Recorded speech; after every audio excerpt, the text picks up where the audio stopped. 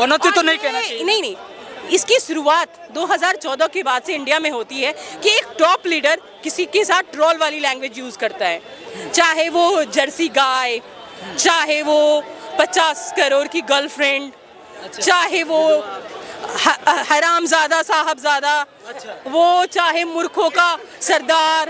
अभी 4 दिन पहले, पनौती कहने से 4 दिन पहले राहुल गांधी के लिए मोदी जी ने कहा मूर्खों का सरदार। आप कह सकते हैं, तो भीड़ में से जब आएगी पनौती तो उन्होंने कह दिया, वो भी गलत है, मैं उसको भी नहीं कहूंगी। हमेशा भाषा की मर्यादा होनी चाहिए किसी भी राजनेता के लिए। जी, तो कांग्रेस ने बहुत दावा किया था कि मैं आपको आने के बाद जाति जनगणना को लेके, महिला को लेके, बुजुर्ग को, सब पेंशन को लेके, हर चीज़ों को लेके, ओल्ड पेंशन को लेके दावा किया था, और फ्री का गैस सिलेंडर और हर चीज़ों का बहुत बड़ा दावा किया था। कहीं ना कहीं यही माना जा रहा है कि ये मोदी का जो गारंटी वो आगे मोदी का ही जादू चल गया, इसकी वजह से कहीं ना कहीं। इसको जादू चलना कैसे कह सकते हैं? 40 और 42 में आप जादू चलना कैसे कह सकते हैं? मोदी को 42% वोट मिला, बीजेपी को, कांग्रेस को 40% मिला, तो आप इसको जादू चलना नहीं कह सकते। ये क्या हुआ कि कांग्रेस का जो नेतृत्व था वो आप मान लें, डबल इंजन सरकार है मोदी की, राजस्थान में जाके कहते हैं कि 450 का सिलेंडर देंगे, वो पूरे इंडिया को 450 का सिलेंडर क्यों नहीं देते? जी जी जी जी सही। तो सरकार तो सबकी है ना, तो मोदी 450 का सबको सिलेंडर दें।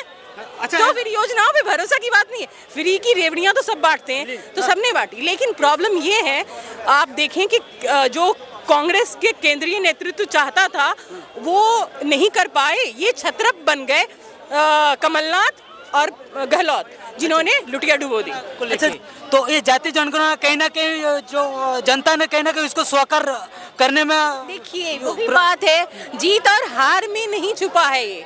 आप 2% से आप तय नहीं कर सकते कि जातीय जनगणना होनी चाहिए या नहीं होनी चाहिए। जातीय जनगणना होनी चाहिए क्योंकि जिसकी जितनी भागीदारी उसको उतनी हिस्सेदारी। अच्छा, आपका कहना है जिसका जितना है, लेकिन इसमें तो ये कहा जा रहा है कि आप देखिए ना, जितने भी बड़े पोस्ट हैं, क्यों नहीं दलित वहाँ पहुँचते हैं? दलित जज क्यों नहीं बनते? ओबीसी क्यों नहीं आते? अच्छा, लेकिन तो जिसकी जितनी भागीदारी उतनी हिस्सेदारी होनी चाहिए। क्यों नहीं सबको वोट मिले? सबको समान अवसर क्यों नहीं मिलने चाहिए? आप बताइए मुझे। तो जाति जनगणना से क्या ये सबको समान अधिकार हो जाएगा? आखिर हमें पता तो चलेगा ना कि इतने % ओबीसी हैं, इतने % दलित हैं, जिनकी ये जो भी चाहे अपर कास्ट है उसकी घरेलू हालात ये है, हमें पता तो चलेगा ना।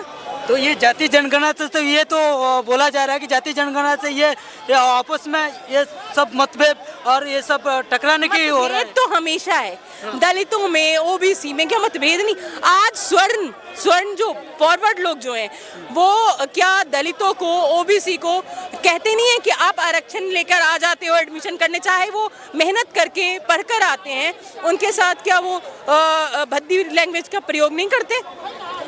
तो ये आपको क्या लगता है कि जाति जनगणना से क्या? आपने एमपी में एक घटना घटी थी जिसको सारा जीत में सब भूल गया। एक दलित के साथ क्या हुआ था? जी नहीं, वो मणिपुर का बात। दलित के साथ क्या हुआ था? अच्छा। उस पे एक स्वर्ण ने यूरिन कर दिया था। अच्छा, हाँ जी, पूरी फोटो है। समझ गया। लेकिन आज सब भूल गए क्योंकि एमपी में शिवराज सिंह चौहान जीत गए। उसके लिए शिवराज जी चौहान ने इसके लिए दुख भी जताया उस चीजों के लिए। मेरे चैनल पे रिपोर्ट है, उस बंदे ने कहा कि शिवराज सिंह चौहान मेरा फोन नहीं उठाते। मैं आपको वो रिपोर्ट शेयर कर सकती हूँ। जी, लेकिन उसमें कुछ शिवराज सिंह का बयान भी सिर्फ एक फोटो के सामने, कैमरे के सामने उसे बुलाया, खाना खिलाया, दैट्स इट। अच्छा, उसके बाद उसको कुछ भी नहीं, ना रोजगार मिला ना तो उसको कुछ भी मिला। उस बंदे ने कहा कि मैंने उसके बाद उनको बहुत बार फोन करने को ट्राई किया बट कोई फोन नहीं उठाया गया मामा जी की तरफ से। लेकिन अभी ये माना जा रहा है कि मामा को जो उन्हीं की जो राज्यों में मामा को ज्यादा पसंद करते हैं जनता को। मैं मानती हूँ कि लाडली बहन योजना ने काम किया और मामा जी जीते हैं, तो इसका उसमें गलत सही कैसे हो जाएगा? गलत तो गलत है, सही तो सही है। जी आप जीत गए तो आपका हर गलत सही नहीं हो सकता ना। जी, तो इस चीजों को लेकर कहीं ना कहीं कांग्रेस में कम से कम बैकफुट में आया है, तो अभी आपको इस चीजों में क्या कहेंगे? कांग्रेस बैकफुट पे नहीं आई है। कांग्रेस को एक अच्छा मार्जिन मिला है, 40% वोट मिले हैं, लेकिन वो हार गई है। इसलिए बीजेपी का हर गलत सही और कांग्रेस का सही गलत। तो आपको क्या लगता है अभी अलायंस में अभी दावेदार माना जा रहा है, जैसे कि ममता बनर्जी, नीतीश कुमार और राहुल गांधी को दिखा जा रहा है, तो कहीं ना कहीं क्या आगे उभर पाएंगे 2024 में? ये तो उनकी, हम इसमें कौन होते तय करने वाले। जी, वो जी। उनका अपना पार्टी नेतृत्व है, केंद्रीय नेतृत्व आपस में बात करेगा। हम क्या कह सकते हैं इसमें। जी जी। तो क्या अभी ये भी माना जा रहा है कि जो महिलाओं कहीं ना कहीं क्या अलायंस को साथ दे पाएंगे? देखिए, महिलाओं की बात अब होने लगी है फ्रीबीज के नाम पे। महिलाओं को जो सशक्तिकरण चाहिए, जो जॉब चाहिए, जो एजुकेशन चाहिए, जो सुरक्षा चाहिए, वो नहीं मिलती है। सिर्फ महिलाओं को फ्रीबीज के नाम पे, बहनों को 1000 रुपए दे दो, बहनों को ये कर दो। अरे महिलाओं को नौकरी दो, महिलाओं को सशक्त करो, लेकिन वो नहीं है। महिलाओं को सिर्फ फ्रीबीज के नाम पर यूज किया जा रहा है। यही हो रहा है इलेक्शन में। जो महिलाओं के सशक्तिकरण का काम करेगा, मुझे लगता है हमें ऐसे लोगों को चुनना चाहिए। अच्छा, आपको क्या लगता है कि अलायंस में ऐसा कौन सा नेता है जो आगे उभर को आ पाएगा? ऐसा कोई नेता है जो बता दीजिए। मैं इस बात पे नहीं बोल पाऊंगी, क्योंकि देखिए ये तो जनता की चॉइस है। आज मोदी जी हैं या शिवराज जी हैं या अशोक गहलोत है या वसुंधरा राजे हैं या ममता बनर्जी हैं केंद्रीय राजनीति में, और राहुल गांधी हैं, प्रियंका गांधी हैं, ये सब अपने आप डिसाइड करेंगे। आप प्रियंका गांधी को कैसे देखते हैं? प्रियंका गांधी, क्योंकि प्रियंका गांधी कहीं ना कहीं महिला को लेके भी कुछ आवाज उठा के बहुत किया। प्रियंका गांधी को अभी हमने देखा नहीं है। प्रियंका गांधी अभी सिर्फ अपनी पार्टी का नेतृत्व करती हैं। जब वो एक आएंगी लोकतंत्र में, एक चुन के एमएलए या एमपी चुन के वो कैसा कार्य करती है, तभी हम उसका एनालिसिस कर पाएंगे ना। अभी तो वो पार्टी में सिर्फ एक पद पे है, महासचिव के पद पे है, वो काम कर रही हैं। जी जी जी। तो इस चीजों के लिए आपको ममता बनर्जी को कैसे देखते हैं? देखिए, ममता बनर्जी एक स्ट्रॉन्ग लीडर है, नो डाउट। वो काफ़ी स्ट्रॉन्ग लेडी हैं। उन्होंने काफ़ी महिलाओं को अपने बंगाल में, जब वो नहीं था, आरक्षण नहीं था, फिर भी उन्होंने काफ़ी सीट्स पे महिलाएं वहाँ जीती हैं, और वो सशक्त महिलाएं हैं जो भी हैं। तो इस मामले में तो उन्होंने किया है। बाकी मैं बंगाल कभी गई नहीं हूँ, तो वहाँ कैसा काम कर रही है। अभी देखो, कहीं ना कहीं बंगाल में बहुत बार ममता बनर्जी ने जीतते आ रहे हैं, तो कोई ना कोई अच्छा काम कर रहा है तभी आगे जीतते आ रहा है। तो मुझे लगता है कि क्या ममता बनर्जी को चांस तो देना चाहिए। तो आपको इस बारे में उन लोगों के आपस की बात है, वो जिसको भी चुने, हम लोग देखेंगे कि क्या अच्छा कैसा काम करते हैं। क्योंकि वो भी महिला है, अगर वो भी महिला है तो वो भी महिला को दर्द को समझ सकते हैं। इसमें इंदिरा गांधी जैसी सशक्त लीडर हुई है, तो ममता बनर्जी भी अपने राज्य में सशक्त लीडर है, नो डाउट। सेट करने दे एक बार। तो जी, आपको प्राइम मिनिस्टर के बारे में क्या सोचते हैं? तू जहाँ मर्जी भागेगा। ये प्राइम मिनिस्टर, हमारे प्राइम मिनिस्टर हैं, हम क्या सोच सकते हैं। बट कुछ समय से वो प्रचार मंत्री ज्यादा लगते हैं, बस ये है। क्या बात कर रहे हैं? अच्छा। तो अच्छा, राहुल गांधी के बारे में क्या कहेंगे? देखिए, राहुल गांधी जी बोलिए। राहुल गांधी जिस तरह के लीडर हैं, तो वो काफ़ी एक तरह से, मैं एज ए पर्सन मैं उस तरह के लोगों को लाइक करती हूँ। लेकिन हमारा जो अभी समाज है ना, वैसे लीडर को अपने अंदर स्वीकारता नहीं, क्योंकि वो जोर से बोलते नहीं हैं, वो लाउडली झूठ को सच, सच को झूठ नहीं कर सकते हैं, मैनिपुलेट नहीं कर सकते, इसलिए हम उनको डिज़र्व नहीं करते। ये हमारी खुशकिस्मती या बदकिस्मती कह सकते हैं।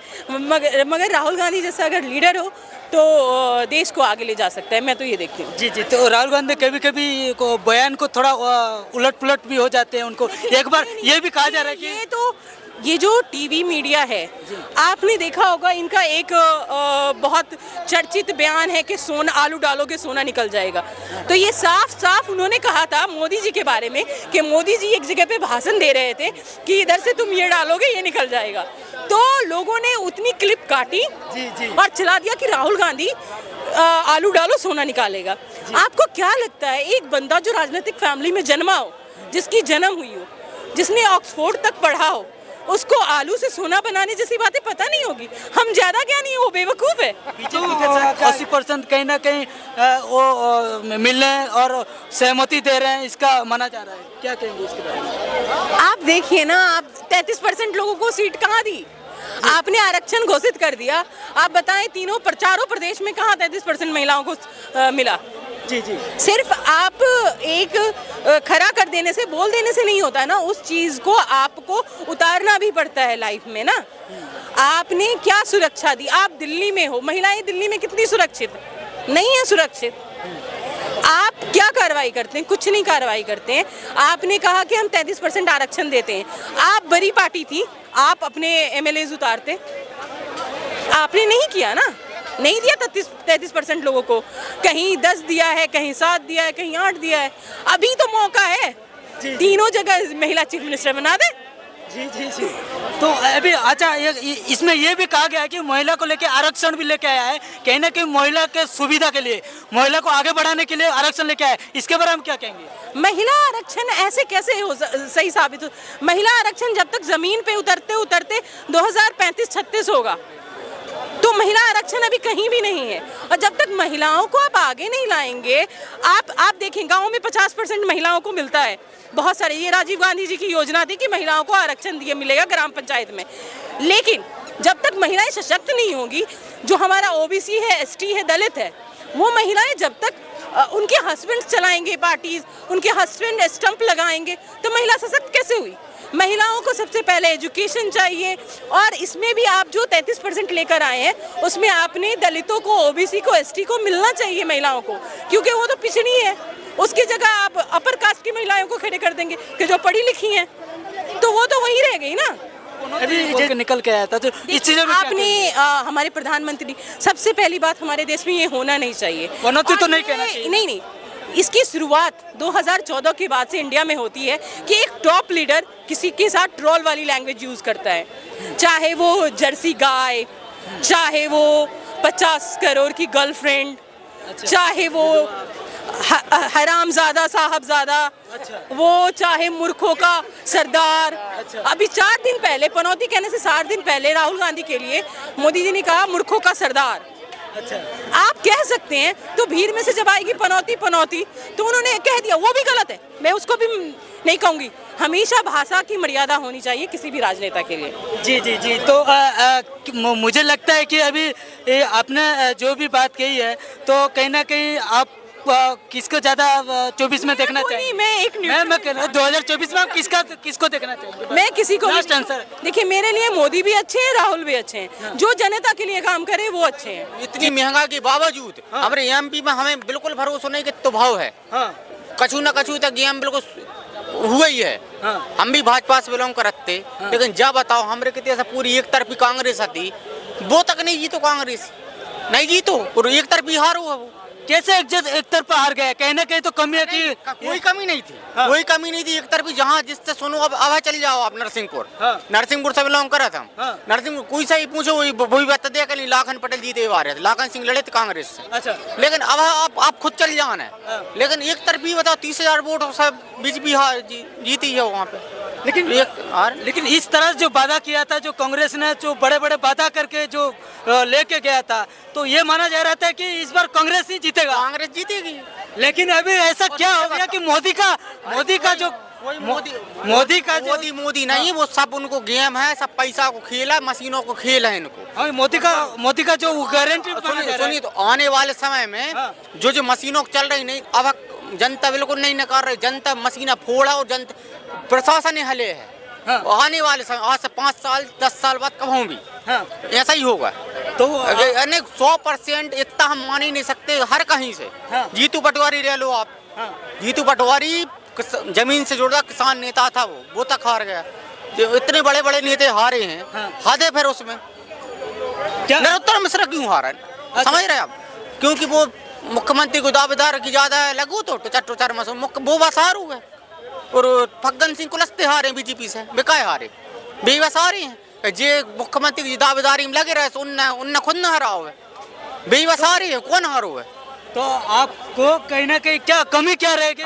कमी कच्छु नहीं रहेगा। कमी कुछ नहीं तो अगर मशीनों में खेल है। अरे मशीन का कैसे खेल होगा? मशीन ही खेल है 100%। अरे 100% मशीन। कोई ऐसा अभी कैंडिडेट नहीं दिख रहा है। जितनी पार्टियां हैं सब अपनी अपने स्टेट में अपने अपने जगह पर मजबूत है और सबके अपने अपने कैंडिडेट है। तो इसमें कोई ऐसा उनका सबका अलायंस का कोई वो कैंडिडेट अभी तक आया नहीं। तो पब्लिक को भी लगता है कि भाई कौन है, किसी को पता ही नहीं पब्लिक का। अभी 6 महीने 8 महीने बाद इलेक्शन होने वाला है 24 में। तो जब पता ही नहीं है कि हमारा मुखिया कौन होगा, और इधर तो बीजेपी में फिक्स है कि हाँ जी मोदी हैं, तो इससे भी पब्लिक को असर पड़ता है ना। जब आप कुछ करते हो तो आपको पता तो होना चाहिए कि हाँ जी हमारा अगला नेता कौन है। इनका नेता कुछ पता ही नहीं है। कोई बोलता है कांग्रेस बोलती है राहुल गांधी है, उधर टीएमसी बोलती है कि ममता बनर्जी है, उधर आरजेडी बोलती है कुछ और बोलती है, नीतीश कुमार को बोलती है, और उधर साउथ के जो नेता है पार्टियां हैं वो उनका अपना नेता होता है। तो इधर अखिलेश यादव को यूपी में बोलते हैं, तो कितने कैंडिडेट हो सकते हैं? कैंडिडेट तो एक ही हो सकता है। तो